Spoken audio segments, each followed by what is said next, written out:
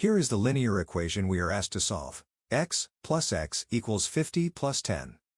Solving means isolating x on one side with a number on the other. Let's do this step by step. To keep the equation balanced, we make the same change to both sides. The x terms are like terms, so add their coefficients. They combine to 2 times x.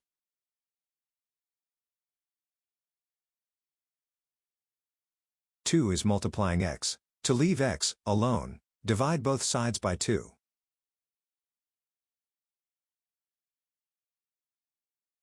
Quick check, substitute 30 for x. Both sides equal 60, so the equation balances. So, x equals 30.